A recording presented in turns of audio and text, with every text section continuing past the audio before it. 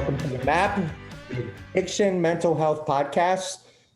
We started, just to give you a little background, we started this podcast to have open and honest discussions about mental health and addiction and how it affects people, how it affects many people in our society. Today, we are going to discuss benzodiazepines, otherwise known as benzos, what they are and the harmful effects they can have. And we'll have our special guest, Sonia Stablo, from the Benzodiazepine Information Coalition. That's a lot. I was able to say it, but I got almost botched it, but I got there. Joining me as always is my friend and yours, Kristen Perry Long. Tell us who you are, Chris. Hi, I am Chris Perry Long. I am a mom of 5, 2 that are in recovery, and I work for Aware Recovery Care, which is an in-home treatment program. It's a 52-week program from the comforts of your home. And we have a family ed department, and that's what I do. I work with the family education department. You're probably the most dedicated person I know when it comes to this field, and it sounds like you got a great new position, that something that you really plug into, even though you're wearing a Patriots hat, which is part of the football season's happening. So we're how many days? We're trying with no fans, but it's okay. All right. Yeah. Also joining us is our resident expert in the field of addiction from a provider standpoint. He is in addiction and co-occurring disorders is kind of his specialty. He's the greatest man I know. Willie Drinkwater. Tell us who you are. I'm getting some smoke up. Okay. Anyway, though, I've been in the field for 32 years now, and I'm an educator for UMass Boston in the Addiction Counselor Education Program. I have a private practice up in Beverly, Mass, and I was going out nationally to lecture on substance abuse with co-occurring disorders up until the COVID. So that's been taken back a bit, but I love being here. So. And you've been in long-term sobriety for over 35 years? 34. It'll be 35 if I'm a good, in December. So. Yeah, and you were a comedy writer, and you had a lot of different things. The WBCN in Boston, The Rock, during the 80s with Billy West and Charles Lacquadera. The voice of the... No, I'm kidding. All right. As for me, I stumbled in this world. I learned about the world of addiction after starting to work with former hockey player Kevin Stevens, and we had a show called Crosscheck Radio, which we did for about 2.5 years with Crosscheck Recovery Radio. Oh, no, is that what it was? Yeah. I thought we changed the name. Willie was my co-host on the show, and so we're thrilled to have him as part of our new show. Now, you guys, we had a particular topic. We were going to talk about an article about benzodiazepines, but you two overruled me to talk about recovery high school. So I'm going to turn it over to you guys because you know what you're talking about and I don't. So go. Chris, fire away. You know what I think is the most important piece in the promo that they had for the show, and it really, with Vicki Kelly, who did a TED Talk one time on trauma issues and stuff. She said a lot of times the questions that we ask people is, what's wrong with you? Instead, it should be what happened to you. And with that, I'll turn that over to you, Chris. Yeah, so MTV is doing a 4-part series on a North Shore high school that a woman by the name of, I'm drawing Michelle Lipinski started. And it's not a whole lot of students, but basically what it is it's a real look at what kids in the high school age are going through, and it's very raw. So, very real. It's real. It's very real. And how so? So they're allowing these kids to share their experiences and to share their feelings and to share, like what's real. Like to share the heartache of friends overdosing and dying, and Well, and so last week they spotlighted a couple different kids through each week, and last week they spotlighted 3 kids. One girl who suffers from depression, and she's constantly changing what she looks like on the outside, coloring her hair, the makeup, the clothing, everything. because she's trying to find herself, I guess. I'm not really sure, or she's trying to cover up, or she's not happy with who she is. But in a very quiet moment, you know, she described what depression was. And her coping skills for depression have been this very nervous laugh. And so they did like this little snippet of all these different scenarios that she has been in throughout the show, and you can see the nervous laugh. And you know, and she said, you know, my other coping skill is drugs. Like, it's what makes me, and we always hear this, feel normal. And then they did this scenario on a young man, and he went missing. And his family, they showed his family with the posters and stapling them on the telephone poles. And what really struck me to the core was the mom got up with this picture of her son. And, you know, she said, I have so many friends that hold their pictures at these rallies because they've lost their son. I don't want to be that person. And this was like her holding this picture. And it gives me goosebumps because I've been at those rallies. We know what it's like to see those pictures of kids that have been lost.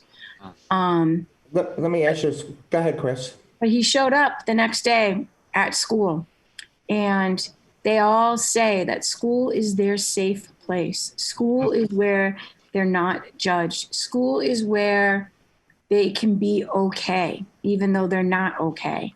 Right. You know, go ahead. No, so it serves students 14 to 21 years old, actually, is what it says. My question to you is, it's smaller class sizes. They serve about 30 to 50 students. The Mass Department of Health actually funds it.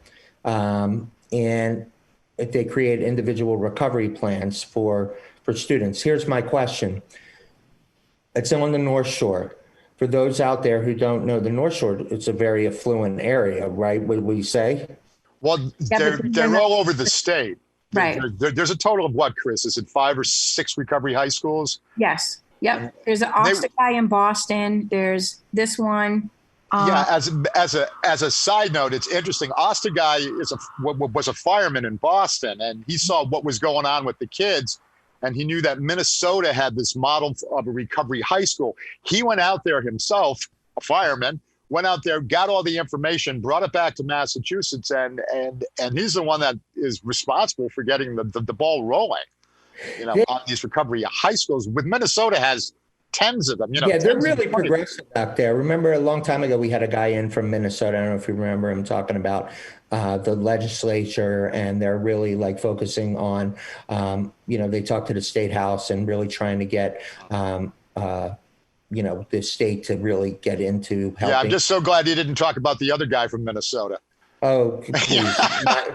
No, don't go there. Don't go there. Now, the other thing is, if you want to learn more about these recovery high schools, you know, it's nsedu.org.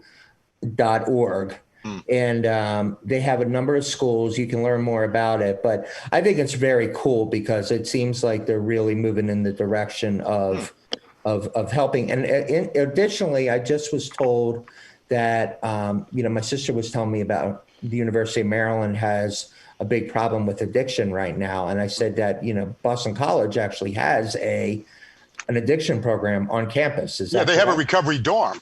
Yeah. There you go. So there's actually, so there's a program. It's called Enlightened Solutions. I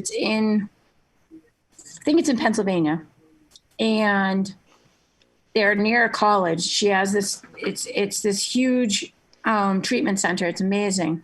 But what she did was she built a dorm on the campus of the treatment center for people that are in recovery. That want to work up, like she has like this restaurant, you know, they farm, they restaurant, they do it all. But she built this campus, this apartment or whatever building for clients to be able to go to college, but come back to a safe place. And that's actually becoming something that is more and more popular. BC has them. That's great. Bill Carlo was one of the teachers. He was. Right? Yeah. He was one of the people who used to do services for BC. Yeah. Okay. Which is one of Willie's, runs the department at UMass Boston, which Willie is an adjunct professor. I would also say that I think it's so, I wonder how much alcoholism starts in college or in high school. I mean, that's really kind of where the rubber meets the road there, would you say? I think that a lot of, I think that a lot of drinking does start in college. I think it's already kind of established, and whether you go to college and you really let loose and then it really becomes a problem, I don't know. Well, it's interesting because when you look statistically at colleges over the years and the drinking rates and everything else, drinking rates nationally at colleges is dramatically down. However, those that do drink tend to be the binge drinkers, the problematic drinkers, alcohol poisoning, that type of thing. So you see overall alcohol consumption is going down on campuses. However, those that do drink are getting into trouble with it really quick. So. All right. Well, no, it's a good topic. Check it out.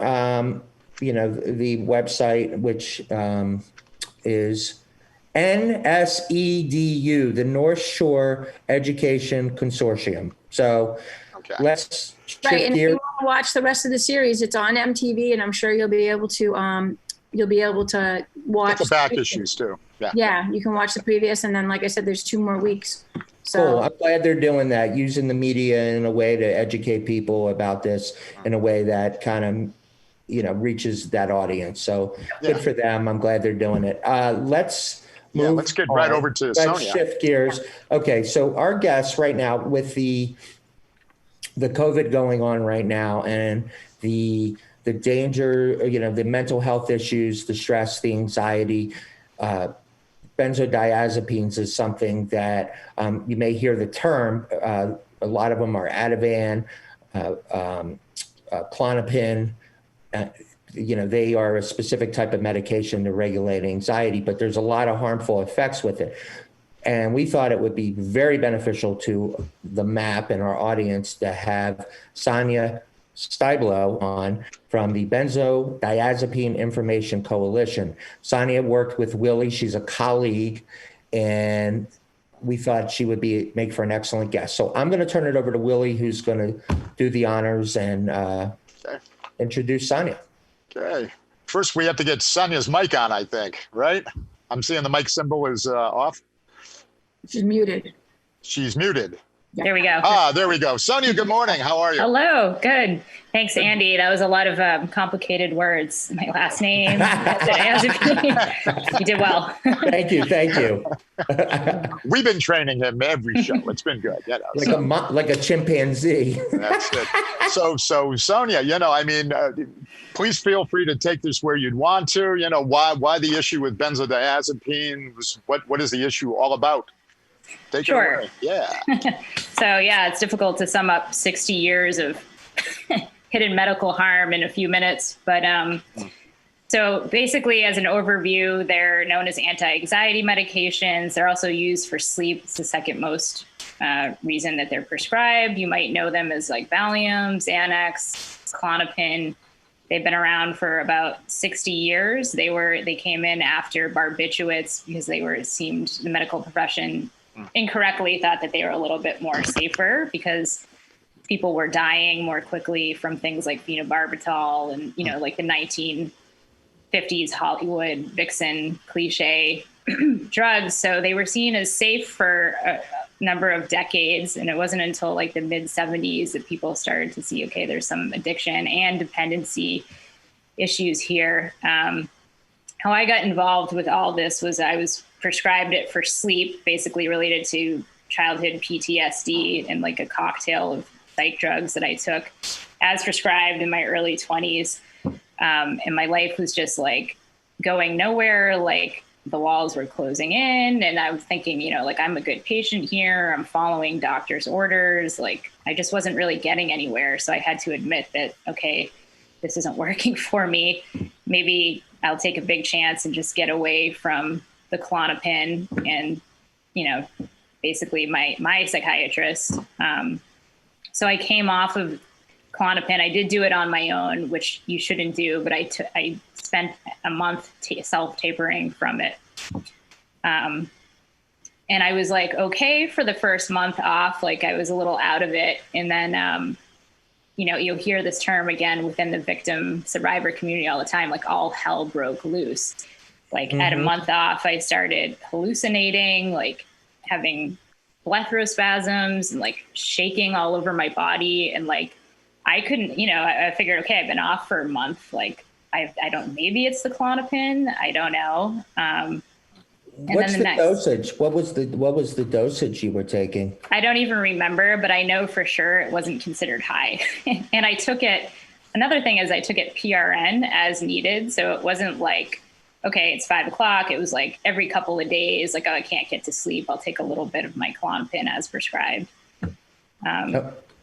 So tell us, for the audience, tell us about what it does for you. What does it do? Now, I have taken it. I do take it, not frequently. I'm hypersensitive to what its effects are. So I'm very good at it. But I know from hearing from Willie that there's a lot of dangers to it. And I could see where that happens. Tell us about what it actually does. The dangers? Yeah, what does it do to your body? Yeah, sure. So it works on this neurotransmitter called GABA. It's the most pervasive neurotransmitter in the body. It's a calming thing. So that's why when people take it, it works really well at first. You become less anxious. However, the problem is, the theory is that over time, you sort of like burn out these GABA receptors and they become down regulated. So basically it like backfires, sort of, like normal drugs and alcohol. Like, okay, you might feel good when you use them right away, but over time you'll become more anxious or like more depressed. And you build up. I know my grandmother every night forever used to take Ativan and have a cocktail every night because she couldn't deal. I swear to God. And I'm like, she doesn't have substance abuse issues now, does she? But every night, cocktail and an Ativan. And yeah, that's like 1 + 1 is 3 or 4 because of the potentiation. She had to effect. have it every single night if she didn't have it. So does it you build up a kind of a tolerance? Yes. Yeah. You get a not only dependency, but a tolerance. So a tolerance means the effects wear off over time. A dependency means if you stop, you can experience withdrawal effects. So it's really not a long-term solution. And that's what our Benzodiazepine Information Coalition is about. We advocate for in general, not having long-term consistent use. Like we don't want to throw the baby out with the bathwater. Like they might be good for extremely intermittent situational anxiety. Like you fly a few times a year, a lot of other uses, but we really want to focus on, okay, the way that they've been prescribed for decades has not worked. And it's a hard sell because it's it's an unbelievable problem to say, hey, everybody, you've been looking at this a little bit wrong. And I shouldn't say everybody because there's some usually younger psychiatrists who will say, like, what are you talking about? Like, you don't prescribe these drugs consistently. And you might have older ones who are like, there's no consistency in the field. So we're just trying to get the message out about long-term prescribing. Well, I know that Willie and Chris, I know that there's one of the dangers is mixing the drugs with something else, right? That a lot of substance abuse goes by combining. Can you guys speak to that? Yeah. Well, I mean, there's a potentiation effect, right? Yeah. Sonia, go ahead. Yeah, right, exactly. I think I may have learned this from Willie a few years ago. So like they create a synergistic effect in the synapse, and that's when you can have a lot of like respiration like issues. The CDC, I believe, found that they were involved with 30% of opiate overdoses, and in 2016, the FDA put a black box warning on it. So yeah, you really don't want to mix, and their abuse potential by themselves is pretty low. It's usually involved with like polysubstance abuse. Willie, Chris, what do you think? So want to hear from you. No, I'd like to, Sonia, I'd like to know, like, and I think people need to know, explain exactly. So we have our uppers, our downers, and, what is the attraction to benzos? What with heroin, we know what the attraction is. What is the attraction with the benzos? Because 6-7 years ago, when this whole epidemic sort of started, benzos were just, the person that I don't know, it was like 1 in 15 was coming in with a benzo addiction. And now it's, we're pretty high on the benzo addictions as well as opioid. So what is the attraction? What does it make you feel euphoric? Does it, I heard a kid, we were talking the other day, they drink the alcohol, they do the Coke for the show, and then they drink the alcohol to calm them down. They do the Coke for the show. And what is the why? What is the drive? I mean, really, the issue is on the prescriber's end more than anything. It would be good to get into like the PMP prescription monitoring program, that like better tracking of how long-term prescribing is. I mean, it is like a really quick fix for doctors to throw at people, and it seems like it works right away. And it's like the cumulative insidiousness of issues over time is the problem. So I mean, to take it away from the addiction field too, we're talking about just the dependency factor alone. And it's like, the Rolling Stones have a song where they sing about Mother's Little Helper. That's about Valium during the 60s, for housewives that were feeling distressed, and stuff. So, it just creeps up on people too. I mean, especially like the worst cases that I've seen over the years of people trying to come off of benzos is Xanax. And I don't know why in particular. Maybe it's because the half-life is so short on it. But the worst detoxes I've ever seen are Xanax, where they'll be yelling and screaming at you, and then they'll be crying for hours, then they'll be down for 3 hours sleep, and then they pop back up again. Just horrible. And I know in the old days of the detoxes and stuff, again, not trying to put this all on the detox piece, but they would do the Serax challenge with somebody that had a benzo dependency. And what they would do is they would load the person with Serax every half an hour until they were almost legless to see what their tolerance was. And then in those days, this was the early 90s, the protocol was 7, 14, 21, or 28 days to be detoxed off of the benzodiazepine. And nowadays, the detoxes are what, 5 to 10 days? I mean, right. Yeah, exactly. I mean, really, it sounds unbelievable, but we've seen so many people like in these online groups talking about like the detox really got me in trouble. Like that's why we're moving away towards people doing it more at home. And at the end, like I'll give some helpful resources. And I'll probably say this twice, but you don't want to stop. You might be concerned about this. You never want to stop abruptly. Not only because you could have a seizure, but you can have these like long-term, euphemistically called protracted withdrawal syndromes, which is what I had. So I came off, and the next 3 years of my life were living hell. Like I couldn't walk straight. My pupils would randomly go back and forth, like talk about feeling like your brain has been scrambled, extreme depression. So it's really a grassroots movement.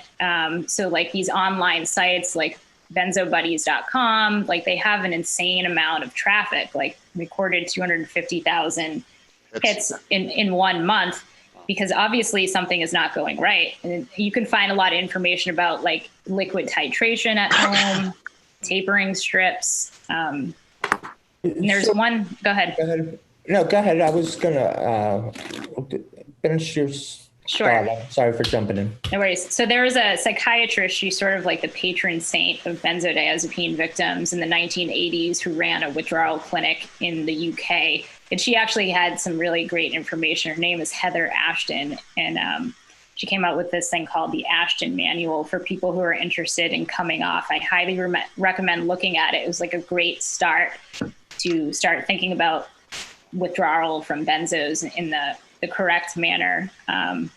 But really they should be patient-led tapers, like, depending on where your symptoms are. If you have too many, hold back. But that's a great resource to bring to people's providers. It's free. It's available on our website. It's online, Ashton Manual.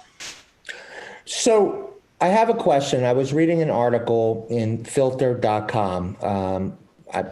I always find news sites when I start to research our different topics and guests. And one of the things that they're saying is that benzos and opioid combinations have become a very important concern right now because the addictive and depressant effects can actually lead to death. Can you speak to that? Yeah, I mean, all I really know is that 30% stat that they're, when, they've looked at, the CDC has looked at OD deaths from opiates, and, it seems very likely that benzos were involved with like respiratory depression with those ODs. So this will bring, so for people who are taking it or take it and have been prescribed it or thinking about it, it will, and correct me if I'm wrong, it will reduce your breathing. Yes. And kind of, so it almost sounds like it could be, there's other alternatives out there to benzodiazepines that can have the same effects, or are there? Positive effects? Yeah. I mean, CBT, like meditation. Grounding Right. techniques. CBT is cognitive behavioral therapy, right? Which is self-talk and kind of, doing. I mean, a surprising one that, like during the COVID and everything with anxiety, one of the surprising things that I made a suggestion to a client, and he started to do it, and he said it worked, is when he begins to feel the onset of anxiety, he just goes into the bathroom and he splashes cold water right into his face a couple of times, and it's enough just to snap him out of that beginning stage of the anxiety creeping in. So right. Chris, what say you? Chime in there, Chris. So I went to a Newport Academy event, and they talked about patterns, and everything we do in life pretty much has a pattern. Like we get up in the morning and we have a routine, whatever you want to call it. And when you have this anxiety and it's starting to kick in, you got to break the pattern. So, he talked about, he's a music teacher, part of Newport Academy. And he talked about finding that music that can help you redirect where your brain and where your body's going through. Another thing that I don't know if we had talked about it before, Willie, is that when you feel that anxiety coming on, you go to a room and you just start saying picture. Grounding techniques, yeah. But here's the thing, that's all great, right? As someone who suffers from anxiety, how do I even get to that point to do that? Like my wife asked me yesterday, let's go meditate. Let's go in the yard and let's meditate. I'm like, I don't want to meditate. And she's like, you're going and we're meditating. Well, one of the things about meditation too is there's in Zen, there's what's called kinhin, which is walking meditation. So if you have a tough time sitting still, I'm by Lake Quannapowitt in Wakefield. It's 3.2 miles around the lake. Take a walk around the lake, look out at the water, let your head empty out as best you can. Mm-hmm. It doesn't have to be, you don't have to go to Cambridge Adult Continuing Education, learn to sit in lotus position, have incense burning, repeating a mantra over and over again. It could be going for a walk where you get into that and you walk, like I've walked the lake so many times that my feet know where the potholes on the sidewalk are. I don't even have to think about it. I just go right around. What did you do, Sonia, to how did you recover from benzodiazepines? What were some of the practices that you put into place? Sure. I mean, basically, if you don't want anxiety, you don't take long-term benzos is kind of all I can say. Yeah. So there's a lot of murky area. Like people don't for years, I thought everything I was experiencing was my underlying condition. And it was in fact effects of taking these drugs long-term. But interesting. Yeah. And we see that again and again. That's why it's been, this problem has persisted for so long. People takes them a while to figure it out. And if they do, they're lucky. But so I came off and I felt like I was in, people compare this feeling to like a wounded animal. It's like a real, I felt like I was in a panic attack for 3 years. Just is basically, it physical? Is it physical symptoms or is it more mental or is it both? It's everything. It's psychiatric. It's like being in alcohol detox for years. Psychiatric, physical problems. So, I mean, at that point, you kind of just have to people put up sticky notes, don't kill yourself. But to get back to how I'm doing today, I'm pretty much okay. Right. I'm fortunate that way, but I used to think I had the worst sleeping problems, and it was all like, the drugs and affecting my REM cycles. And now, like, just something as simple as having the shades up for the morning light to come in. It sounds hokey and like, okay, that's not going to work for me. But I think about it all the time. Like, it's unbelievable. Like, something like sleep hygiene has like totally transformed my life. There's no side effects from having your shades up. Like, do you avoid, like, so Chris and I, as someone who has anxiety, Chris and I were taking a walk one day. And earlier in the summer, we've taken a walk and it was very crowded on the bike path. And I'm like, I got to get off. Remember, Chris? I was like, I can't take this. This isn't working for me right now. All these people. Now, I could continue to walk and complain and be stressed that I'm walking on this path with all these people. I just took another route and said, that's not working for me. So, I mean, would you suggest, like, almost changing kind of, just a simple adjustment? Would those be things that can kind of help? Yeah. Personally, I think you have to balance, like times when you say, give yourself a break, like, okay, I want to get away from people, but I also am like for some exposure therapy. Like, you want to increase your distress tolerance. There are times when you can't. And that's one of the problems I think with benzos. Like, it doesn't make you face things physically or mentally. It's a crutch. It's a crutch. Yeah, right. How much cases do you see? And I want to talk about the bill in a second too. But how many cases do you guys see, Willie and Chris, in your world? Do you see a lot of benzodiazepines as a solo, or do you see it, as part of an overall problem? I see it as they go into treatment addicted to one thing and they walk out of treatment addicted or set up to become addicted to other things.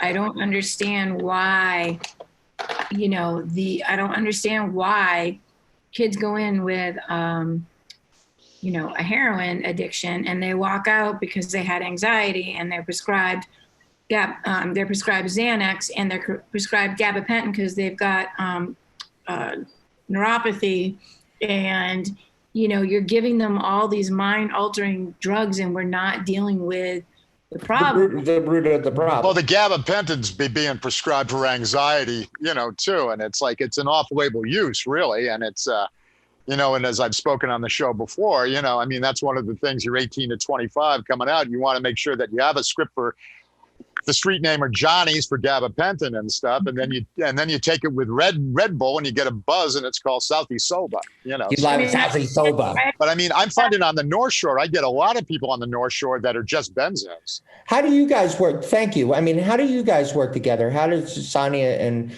Willie? How do you connect? Like, what's the relationship? We there? connect on information, and what's going on in the world, in the world of benzodiazepines and mental health. Yeah. Every once in a while, I'll get an email where he's like, we got another protracted case. Yeah. Are there young people? Does it affect young people differently than older people? Is there a higher risk? And do you see a lot of younger? Well, older people, one of the biggest problems is, one of the biggest places, for older people to have mental health issues is down the Cape. They retire down the Cape, and then all of a sudden, their partner of 30 years or 40 years passes away. They're by themselves. The Cape is only active 3 or 4 months out of the year. It's pretty desolate the rest of the year, and then they start feeling anxious being alone, and that just starts the cycle off. But what about children? But what about young adults, 17, 16, 17? Yeah. Are there cases? They're prescribed to the elderly get them hit a lot. They're actually on like the Beers list of drugs not recommended not to be prescribed. Yeah, and elderly people. Yes, so Sonia, and the thing also that doctors a lot of times forget, the fact is that when you're older, you have a slower metabolism. Right. Yet you're prescribing a dose that you would if someone is 30 or someone is 80. It's the same. Right. Also prescribed to women 2 to 1 who metabolize things differently. There's a lot of research with like hip fractures and people falling, and there's a lot of research connecting it. The jury's out and it's controversial to Alzheimer's disease, really not great for elderly people. Yeah. My mother, 86, 2 years ago, broke her hip, had the surgery, they discovered she had a heart problem. Like after the surgery, she ended up having like a minor heart attack after the surgery. So then they went in, did stents, and she had a massive heart attack. And got out, did the whole rehab thing. She's always had pain. So I was down, she lives in Florida. I was down on a visit. I think it was last year. I think we talked about this briefly. And they have my mom, and she's, like I said, she's 86 now. So she was 84. She's probably about 140 pounds soaking wet. They had my mom on 800 milligrams of gabapentin. And my mom's like, okay, I walk with the walker to start with. I can barely pick my feet up. All I do is sleep. This is too much. And the doctor proceeded, and I'm in there with her and I'm listening. And this is kind of like when they just started to talk about recategorizing gabapentin. And I'm listening to him, and she's like, I just think it's too much. She was trying to advocate, but he's like, no, you have to let it build up in your body and da-da-da-da-da. Yes. And she's like, but you don't understand. She goes, I don't do anything. It makes me feel heavy and motionless. And he wasn't listening to her. He was not listening to her. So I stepped in and I said, so why exactly is my mother, who weighs 150 pounds, maybe tops, prescribed so much? Well, she has a pretty significant back problem and hip and da-da-da. And I'm like, okay, but did you not just hear? And we went back and forth, and I said, and you realize that they're recategorizing this drug, right? And he goes, no, they're not. And I'm like, okay. And he goes, and who are you? And I'm like, I'm her daughter, and I work in the field of addiction. And he changed his demeanor. He was not very nice. He was not very nice at all, because I don't know, I haven't gotten into that. I mean, it's all rumor mill if they get their pockets padded or not, for however many drugs they prescribe. Right, but, there's my mom. I live 1,500 miles away. She's taking care of my dad, who's 90, and she can't even get up out of her chair because she's zombified. So the elderly, that's just another, they just, it's sad. Yeah, it's very sad. So let's talk about, okay, so now you're trying to do something about it, right? You're an advocate to try to fight this. Right. Tell us about kind of the work you're doing with the Benzodiazepine Information Coalition. What are you doing there? How are you, what does the coalition do specifically? And tell us about the bill that you're doing that's happening. Right. So the org is more about education. Like we create, like CME videos for psychiatrists. Me as a person not associated with the org, am involved with an informed consent bill in Massachusetts that will mandate providers providing a form to patients. Basically, we're mostly concerned about, or I am, warning about long-term use, and they want to put the warnings on the label. So some of these warnings already exist. Like it might blow your mind to find out that the makers of Ativan, you're on Ativan, in the small print of their drug leaflets, say that long-term use is not recommended. So we want to take those warnings, put them on the bottle. Some states like New York and Pennsylvania already have like guidelines of, suggesting against this long-term consistent use. It's just not translating to practice. So Massachusetts would be the first state that I'm aware of and pretty sure that would, make regulation mandatory a little bit more. And the Massachusetts Medical Society, really powerful psychiatrist, has been fighting us, really saying some dirty things at public hearings. Why? Money, but also I think it's really more about ego. Like people really aren't making that much money off of benzos anymore. Like they're generic at this point. Yeah, no. I was thinking in terms of the stock. If you have stock in the pharmaceutical firm making it, and you're a prescriber. Is also, so we talked benzodiazepine. I thought I'd throw that out there. So it's not, Ativan is the brand name, but lorazepam is the generic name, just as edification, just because we didn't really mention that particular. Right. So, I mean, like a lot of these providers, like obviously they're not nefarious and they're well-meaning, like maybe Chris's mother's was kind of a jerk, but he's following, sort of standard practice. So we want to codify because it's really desperate. There are tons of people dying from this. It's completely preventable. We want to just make the warnings, bring them to the public more. Another avenue is approaching the Attorney General, but I mean, there's like only so many hours in the day. Okay, so if people want to learn more about your work, where can they go to find out more? Yeah, so they can go to benzoinfo.com. If you're in Massachusetts, you want to get involved with policy change, which sounds really like a lot of work. It doesn't have to be. Like, other people are doing the hard work for you. You want to respond to call to actions every so once in a while and reach out to your legislator and send a pre-made email. They can email me at Sonia, spelled with a J, Sonja, at benzoinfo.com. And I can add them to an email list that keeps them abreast of what's going on legislatively. Excellent. Now, I guess long term, do you see this problem growing? Do you see the benzodiazepine? In other words, we know opioids. Everybody, I think, it was picking up on the fact that opioids are so dangerous, right? We know heroin, right? We know all this. Do you see benzodiazepines becoming the drug of choice or rapidly growing at this point? Well, the stats are not great. Like, since the pandemic, there's Cigna information came out that prescriptions increased 34% from February to March, just because anxiety has gone up for obvious reasons.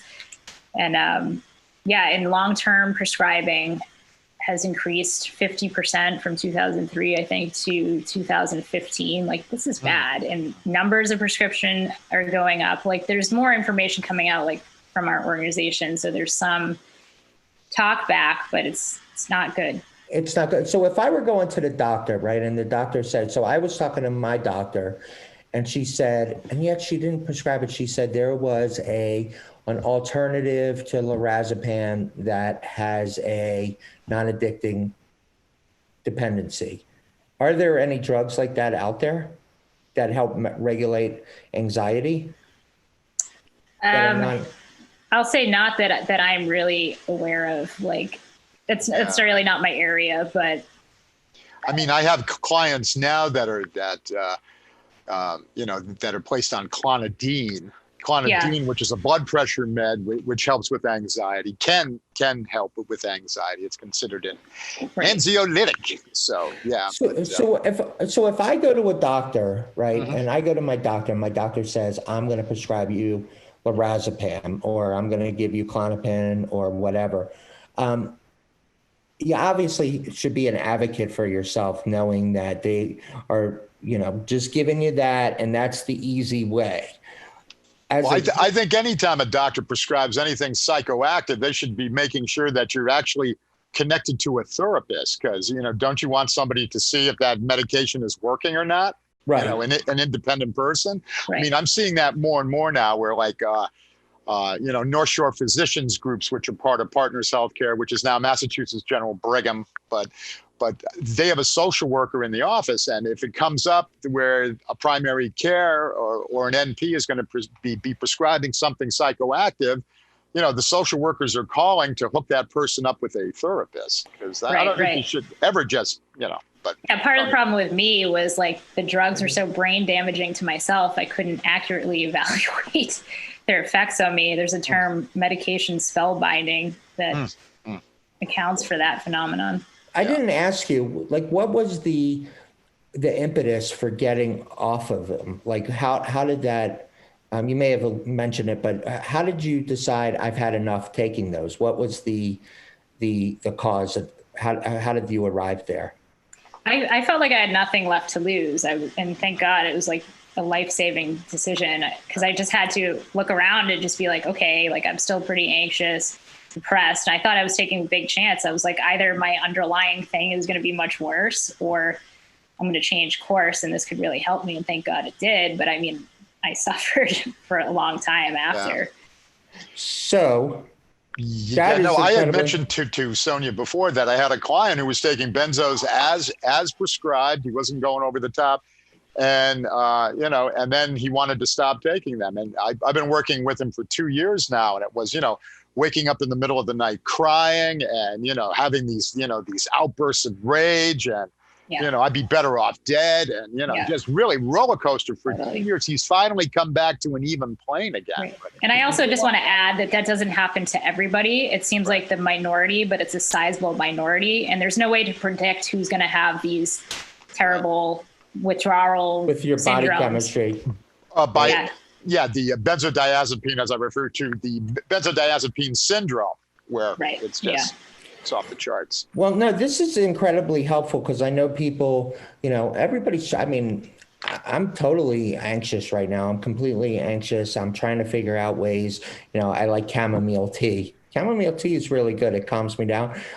Walking, talking to people, not isolating, things like that. But ultimately, at the end of the day, individuals are going to have to do the work to, you can give them the information, but until you decide that I don't want to do it anymore, or I don't want to take these, or I want to find an alternative, has to be on you. Right. And as someone in the mental health field, I always look out, when people say I'm depressed or especially agoraphobia you see with long-term benzo use. Are you on a long-term benzo? That can eliminate a lot of the problem.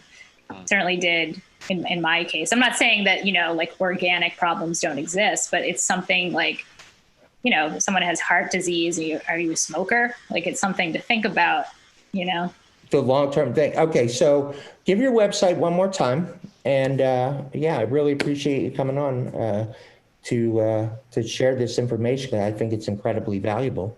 Thanks so much. It's benzoinfo.com. That one's easy.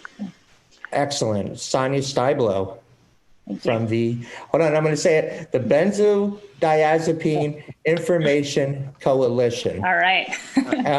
So that's our show for today. Chris, you still there? Yeah, I'm here. Sorry about that. Okay.